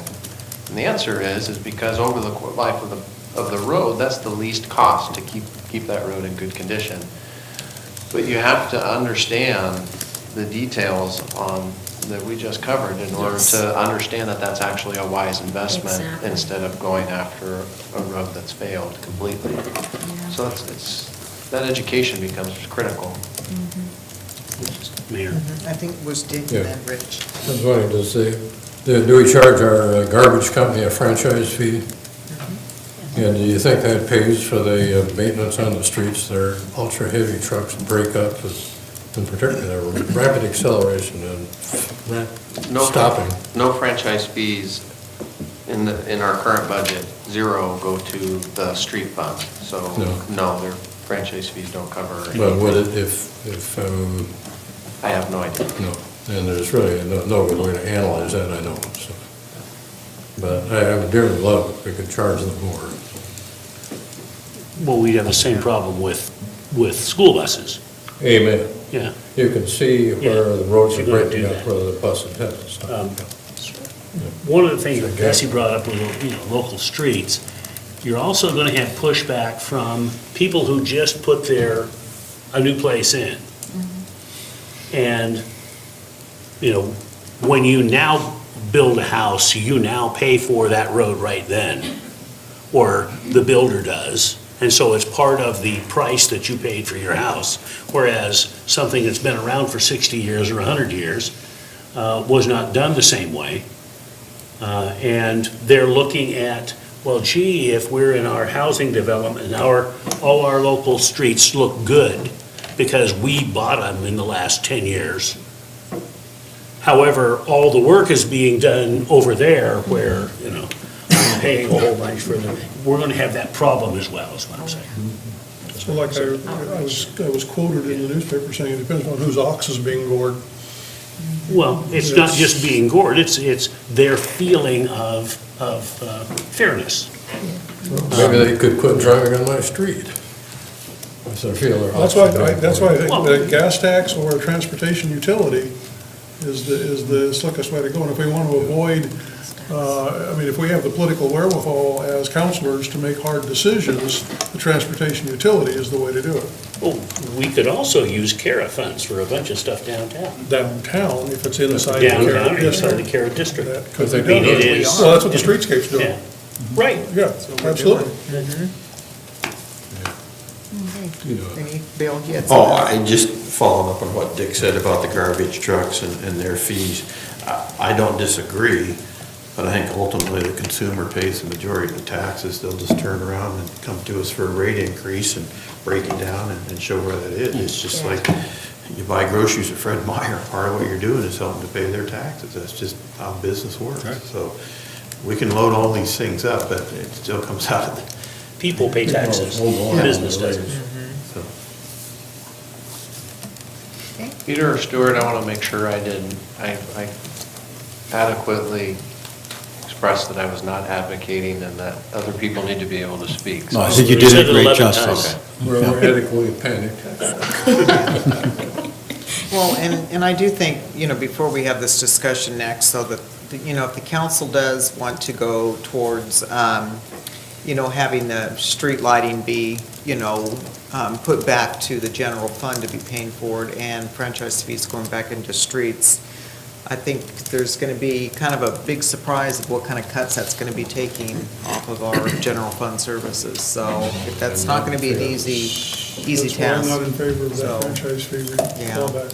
And I do, I know staff doesn't seem real keen about a gas tax, but I do agree with some of the counselors. It is really the most fair way to really bring in the amount of revenue. Very disappointed with the state on how much that they, passed for it's basically 1 cent a year over the 10 years, and that's pretty much covers the cost of inflation over asphalt. It doesn't really give us a whole lot of improvements on it, so. Yeah, and you see that in that graph, because that's why the gap is the same 10 years out, is because at the end of that 10 years, you basically only covered our estimate of inflation. Yeah. So that's spot on. It would be nice to know, though, for crack sealing. I mean, because that's kind of the quickest way to really try to preserve some of the streets that are really, cracking, is what does that cost per, per mile or whatever? And, could the gas tax increase that we're getting, the little amount from the state, could that be just dedicated towards crack sealing? And how much how much mileage can we get out of crack sealing? So- Yeah, and I can bring that back. And one point I want to make, which sort of touches on both things you just said, which is our current gas tax revenues are increasing 1 to 2% a year. Our personnel costs, if you think about the street maintenance budget, we've got expenditures in people and expenditure in supplies. And our personnel costs are growing at 7, 8%, it depends on healthcare and all that stuff. And so our 2% increase in revenue is more than made up with our personnel costs, which means our materials costs go down. We don't have the money to spend on materials because we're spending it on people. So what has happened in crack sealing is we only crack seal arterials and collectors anymore. I mean, we might go into some, the minor collectors, but we're not crack sealing residential streets like we were, because we don't have the money to pay for the crack seal and the temp crew and everything in the summer to go do the crack sealing. So that's just another example. Same with slurry seal. The city had a slurry seal program for a long time. We haven't slurry sealed in a long time because there's no money for that. One thing we did, we looked into, asked John Goldman to ask around. Some communities are fog sealing, fog sealing, like we did on Water Avenue. Some of these residential streets that are just about down to gravel, you just fog seal them. It's super cheap. It's not a smooth ride, but it's an option. So he has some information on that as well. So we're trying to come up with less expensive ways to get an acceptable solution, but it's not the optimum solution. We're not rebuilding that road. We're just sort of putting some rock and some tar over the top of it. So we're trying to think of these things, but it's not, those aren't solutions really. Those are just Band-Aids. Yeah, be curious to know. Is Corvallis considering a gas tax still? Corvallis is going through all their funds of everything. It was sort of, I think it was in this morning's paper online or I think that was our something. holdup last time, was we didn't want to have one, Corvallis wasn't going to have one. Yeah, so they're going to be making some decisions of which direction they're going to go, but they started looking at all funds that they had. So they're the same boat we are. Yeah, right, so, but I mean, it is still something that we, the council can still consider, I think we definitely should. So, yeah, it just, it's what, $500,000 to reconstruct a block anymore, Oh, I so. don't know. Is that? I have it in here somewhere. It's so expensive. So the increase that we got doesn't go far when we have 250 miles of streets, so, yeah, but, yeah, Bessie? The more I think about it, the more in favor I am of a decent gas tax increase, because, you're talking about the garbage trucks, you're talking about the buses. Well, we have a lot of delivery semis coming into our town every day. And so, and they fill up, their diesel trucks and stuff, and so. No, they don't. Well, I mean. Delivery vehicles fill up at the location that they come from, not where they're out. They, Yeah, but they gotta my fill up rigs go somewhere. out. Yeah. And they fill up here. Somebody from Portland fills up in Portland. Yeah. Now, Well, they gotta get over out. the highway stuff that stops at one of our truck stops, that's money we get. Yeah, but my point is that people who come to visit, travel through, they should also pay for the roads, and I think that's where a gas tax would be fair, because the people here are paying for all of the tourists and everything coming into town and using our roads. And so I think that it's something that we should really consider, and I think you say it all the time, kick the can down the road. I Go think ahead, it's a Weber. fair way to do it, and to make it, substantial enough to at least help.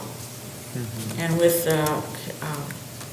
community outputs, stuff like that, I think maybe we could, convince them that we've got to do something now rather than later. Just a reminder of where we were at. We had, when we were considering putting the gas tax out, council had landed on a 5-cent gas tax at that time for consideration. And we're looking at estimating around, based on what ODOT's provided us, about $250,000 per penny tax. So a 5-cent gas tax, you're looking at about $1.2 million that you might anticipate being able to receive. You do have to go out for a vote to put a gas tax into place. Council had also asked us to put some lists of roads together that, so that if you decided you want to go forward with the gas tax, and some lists of roads that you could evaluate and say, put an order to and say, if we passed a gas tax, these would be the first ones that we would tackle. So we have some different lists put together already for you. When you're ready to have that conversation, you can review them and we can talk about the pros and cons of the lists. So that information is there and ready for you when you want to have that conversation. Yeah, I think that'd be good. And then add, like, the same with crack sealing, a part of that too, if it was all dedicated towards that. I think Stuart wanted to weigh in, yeah. Thank you, Mayor. And I've been wondering how best I can contribute to the discussion. You've had a very compelling presentation for the need for street maintenance. And I want to caution the council that there are equally compelling presentations that can be made on a number of issues that the city is facing. First of one I'd like to mention is there was a question last night about what's given consideration for our bond ratings from rating agencies. One of those things is reserves that we have in place. And as Peter has identified, we're coming out of a recession. We haven't come out of a recession until our reserves are restored. The franchise fees are the second largest source of revenue in the general fund. The primary services in the general fund are police and fire. They have equally compelling presentations that they could make for the needs for equipment replacement.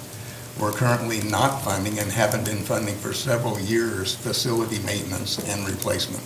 City Hall, all of the city facilities, even fire and police stations. The ones that are more readily or adequately funded are those in public works because they're fee supported. It's a very different source of revenue to be able to have a fee-supported system.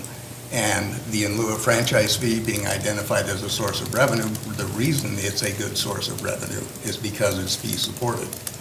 It's also, as I mentioned, franchise fees being the second largest revenue source in the general fund, it's also much more stable than the property tax. The reason the street lighting and the dollar amount for the street lighting was $300,000 at one time in 1 year. Or, no, it was moved. I was confusing a separate one. And then there was. And then total. Yeah. So that dollar amount is $500,000. $500,000 is the total cost right now. We're budgeting about $500,000. Yeah, for street lighting. For street lighting, yeah. And is that paying for the power, or is that paying per pole?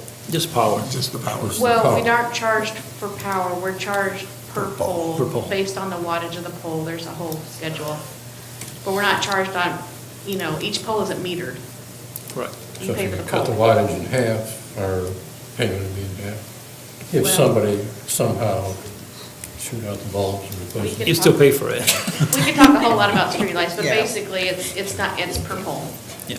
Yeah, so I guess what I would invite the council is to carefully consider revenue sources and what those sources are funding, and where, because it is a question of priorities on where those dollars can be allocated, and what service and service levels are acceptable for the community that the council would like to have in place. And it's a question of how those dollars get allocated. And like I say, there are very compelling reasons for a number of needs in the community in addition to street maintenance. I agree, Stuart. totally. Yeah, thank you. So, Yeah, Bill? question for you, you've spent a lot of time on this gas tax subject. Would it also apply to diesel or not? I'm pretty sure the states go Well, You can State, choose there's whether you want it tax to on be, whether you want it to be or not.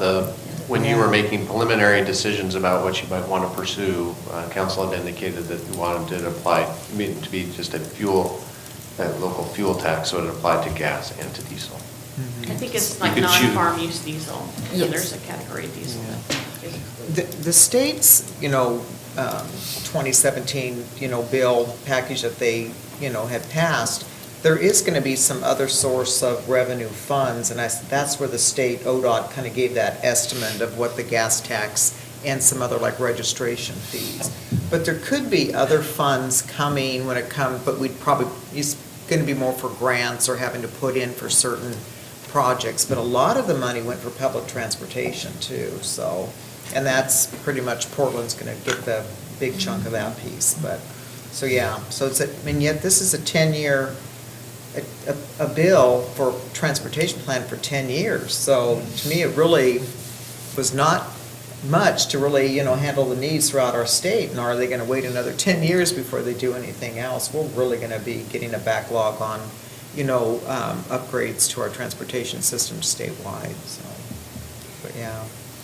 Okay, anything else? I just want to So, add a yeah. comment on the street lights in this project that Chris and I will engage in. I just want to remind that this, it's $500,000 that we spend a year in paying for these poles, and the savings will be between 100 and 200,000, but there's also a significant investment up front to get to that point where we actually save if we just replace the lights without buying the poles. If we buy the poles, there's another piece of investment that we have to consider. And then the $100,000 to $200,000 savings, like Councilor Coburn was saying, might end up being a complex issue for us, because then we need to hire somebody to maintain those poles, and like the power company does today. So I'm not sure that we can still bring them back, and I'm not sure it's going to generate the savings that we might think they will generate. I think it's good for the environment to go in that direction, but I'm not sure that it pencils out. And this will be a very minimal impact on the whole project that we're talking about here, which is street funding. I think we can probably bring that back after we do a little number crunching and talk, but there's several cities that have done this and see how it's worked out. I think there are even some who are at the end of the 20-year initial life of these LED bulbs. We can see. Anyway, so we can bring back a report specific to replacing our streetlights. But it's not going to solve this problem at all. Yeah, this could be a project we can do on the off years when we don't do the budget. We have just money left over. Well, and I do agree too. I mean, if the council does want to do, the shifting back and then impact to the general fund, I do think that is part of the budget committee should be weighing in on that. So I see at least there's 2 of the 7 members here this evening that just saw the presentation on budget. I think that will kind of help. We kind of need to get the other 5 up to speed too. I think that would be a big help for them to be able to see where we're at with our streets, so.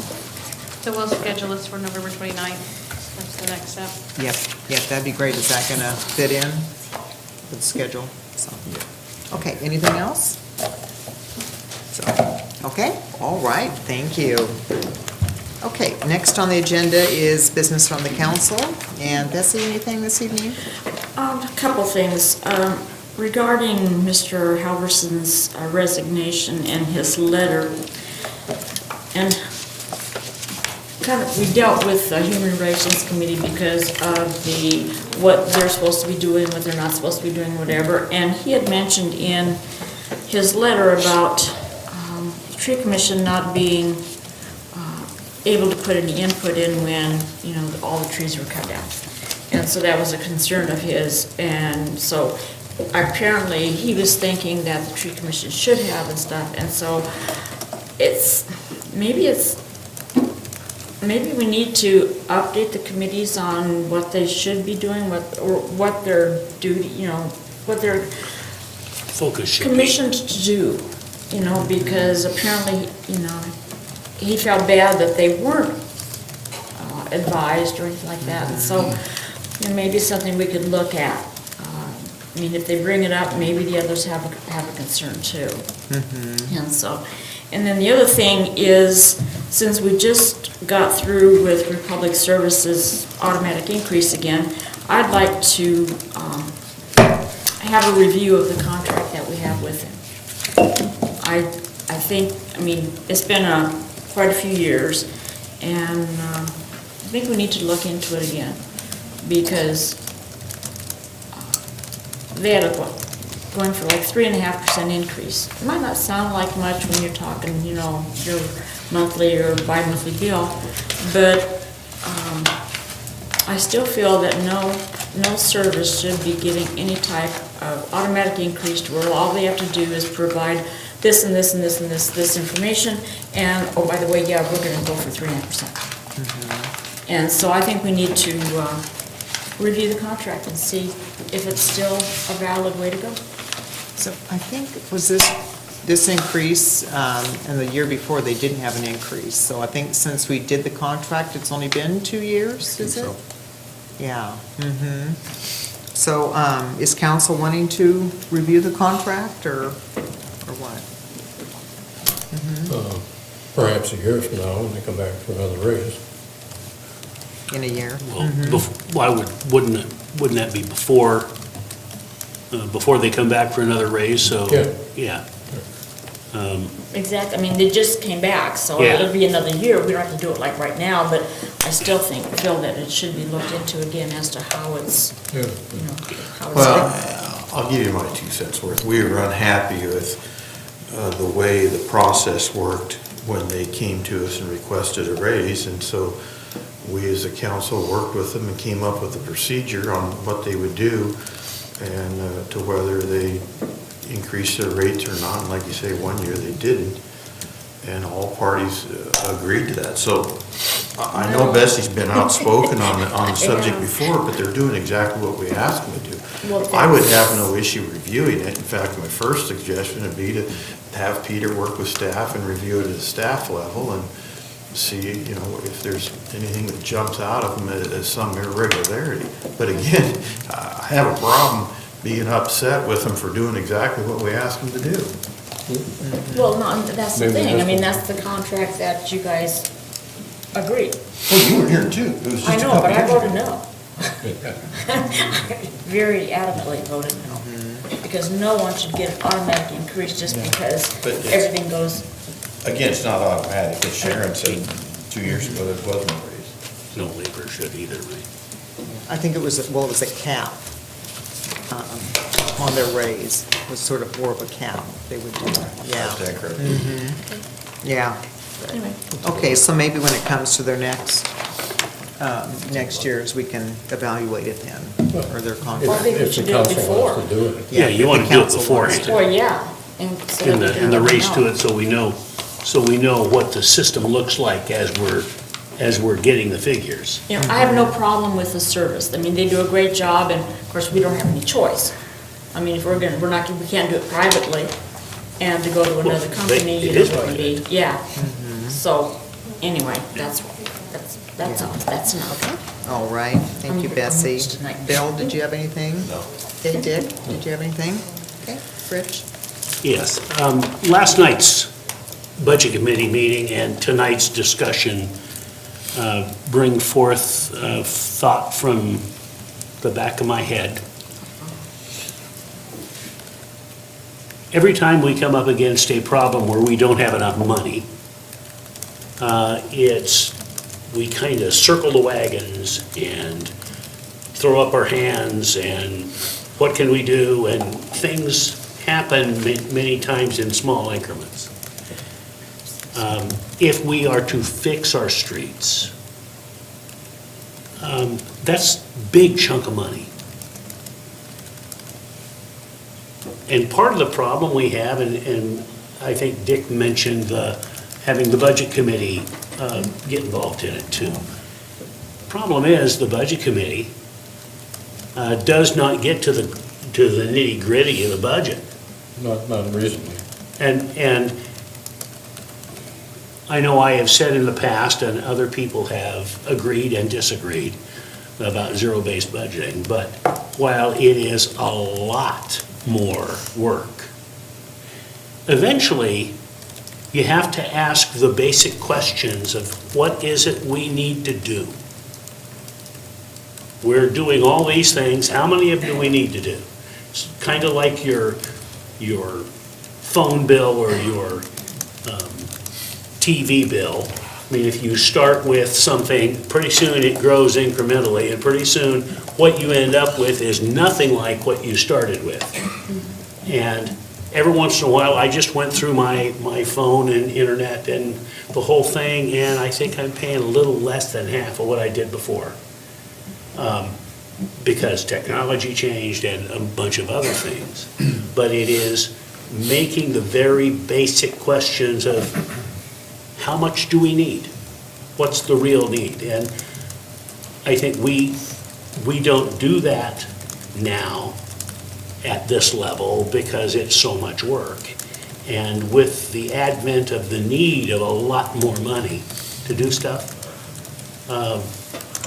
an opportunity that I was thinking about with the 2-year budget is have the 2-year budget, and in the off year, take a 1 or 2 departments and tear them clear down to nothing and build them back up on paper. So we're getting down to the last little nibs of, so we know exactly, yep, we've done the due diligence. So we get rid of the extra expense that we just got used to. That's my 2 bits. Okay, all right, Ray? Yes, well, I'll just quickly jump in what Rich has said. I think that process that we have currently with the strategic plan, that's where we need to get involved, because by state law, we have to have a balanced budget. And we may not like how it balances for what some of us want for specific priorities, but it is still a balanced budget. It is zero-based budgeting from my perspective. But that's not what zero-based budgeting is, though. Point of view, okay. That's all I have on that. I recently had a conversation, I recently saw an article about oak savanna restoration down in southern Oregon. And I had also just coincidentally had a long conversation with my neighbor who's on the tree commission. And he just regaled me for 30 minutes or more how happy he was, because he wanted to thank Ed Hodney and his staff for their assistance. Because he emailed me something, he said he'd like to get read into the record, and I said I'd be more than happy to. He said, Albany parks have the potential to increase their Willamette Valley native populations. Evidence here comes from the observations of birds, pollinators, and the finding of 2 rare Willamette Valley natives in the mow zone on the Oak Creek Trail. That's down off of 53rd. That trail area is where much welcomed and needed support from the Parks and Recreation staff has helped create many oak savanna areas to enhance the environment for native plants. And if you folks know the history of this area, there was huge swaths of oak savannas. He said oak savannas are inherently safer for humans than the present state of the nature areas. They have a lower fuel level to mitigate fire, and their more open nature provides less cover for criminal vandalism via the CPTED program, which is the Crime Prevention Through Environmental Design. The present nature areas need significant support to improve the health of the native Willamette Valley white oak population and their associated plants, pollinators, and animals. Then he went on to references of where he picked up some of that information and followed up with other stuff. But he's been traipsing around to that area for the last couple of years and uncovering plants that people thought were basically non-existent in our area, and he's just trying to do some mini resurrection of some of these areas that hopefully can grow into something more, and so he just wanted to thank Ed and the city staff for helping him make some of that happen. So thank you, Ed. Well, that's great. Yeah, that's great. So, yeah, the oak savanna used to be quite a bit, mostly through the Burkhart, area from, back, in Albany's first finding, when we were first established. He was finding areas where that is still there. It's just getting over encroached with blackberries and things, and a lot of that, he had that all taken out, and he's got native flowers that are unique to those areas that are now growing. So he's happier than a clam. He just wants to expand it. Wow, that's great. Yeah. Claim that would be over on the coast. Yeah, so that'd be great. Thank you, Ray. Okay, Scott, anything? Yeah, just a couple of things, I guess, my last night. So thank you for allowing me to sit up here and not say anything all night. Been a pleasure. I thought that you know, everyone thought it was going to be a huge burden, I was going to waste everyone's time, so I guess it wasn't that big a waste of time, maybe mine. I would like to echo on Stuart's comments earlier, and Rich's also with the Budget Committee meeting last night in the kickoff. And in years past, going back even to Jeff Chrisman, there's some very capable individuals on the Budget Committee that would love to weigh in and assist City Council, if City Council would like, on priority-based budgeting and taking a look at so many different areas that are going unfunded and how to address a larger problem than just streets and maintenance. I believe the city has kicked the can down the road for quite some time, a necessary can that had to be kicked down in light of certain economic conditions that occurred that everyone in the country went through. But everyone's trying to recover now, and there's still a serious gap and there's a serious problem. And I think that if the council only addresses one of those areas, then there may be other areas that are seriously in jeopardy at the same time. And I think there's a great group out there of finance individuals within the Budget Committee that have been serving for many, many years, and they're intimately familiar with the budget and the struggles that the city has, and all of the departments and the presentations that they've made, and the CIP program and so forth. I think drawing upon those individuals for their feedback and recommendation might present some information to council that they would deem valuable and appropriate. So I think if you go to a biennium for a budgeting process, I think that Budget Committee could step up to the plate and do some serious work, just like staff said there's a lot of projects that they could do. I think that the Budget Committee could do an awful lot to try and figure out and evaluate how to address some of those issues. So I do believe it's a big problem, and if council would like, I think there's at least another 7 individuals in addition to staff that are familiar with the problem and might have some insight and recommendations for you.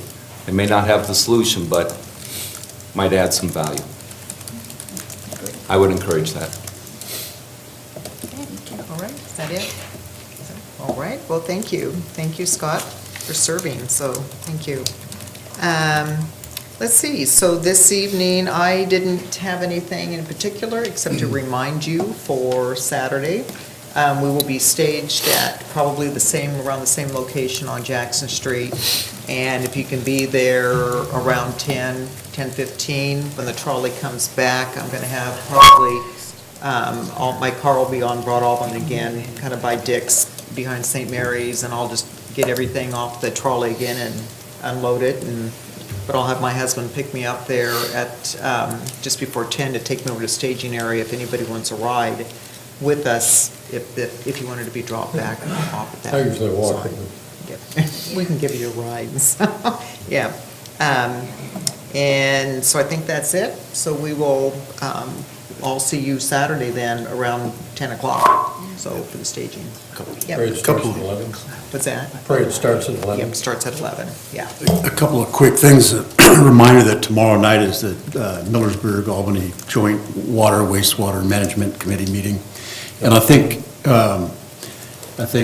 Jorge had something that you wanted to address, Human Relations Commission terms coming due. Yeah, there's, I believe, 2 committee members that their term expires in December. One of them, Graham is decided not to continue to move forward, so there'll be at least one of the council members that needs to appoint one of a replacement for Graham. And the other person is Denise, and she is still thinking about whether she's going to continue to move forward or not. So we'll know pretty soon about her status, and that'll be another, if she doesn't decide to move forward, another council member to appoint another person to the HRC.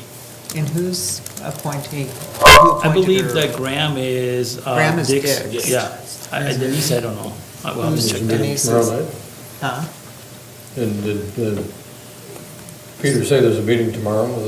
That's Oh, no, that's for the that's the wastewater. Albany Millersburg Joint Water and Wastewater Management Committee. It's tomorrow Here. night. And am I on? And that's here. Am I on that committee? No. No. No. I'm confused what you're talking about here. Yeah. Okay, Ed, did you want to discuss the donation of property? I think I'm going to just wait until the work session. Okay, all right. Okay, and then lastly, I just wanted to note that the Southeast Asian fellows that we have here, their farewell kind of reception is tomorrow night at the Cellar Cat at 5:30, and you all are invited.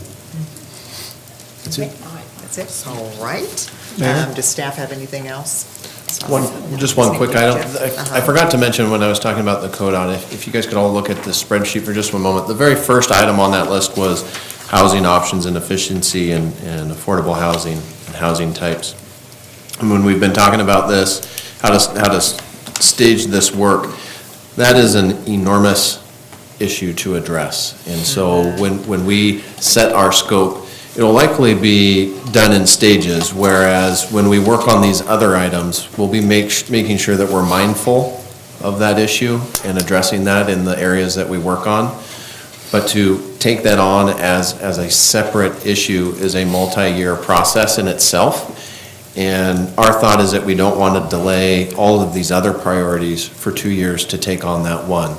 And so we would separate that. We'd be mindful of it and address it as we go along where we can, but it would be taken on holistically later after we've accomplished the other tasks. Sorry I didn't remember that earlier. Yeah, that's fine, thank you. Okay, anything else staff has? Okay. So with that, we're going to recess to executive session to discuss pending litigation or litigation likely to be filed in accordance with ORS 192.6602H.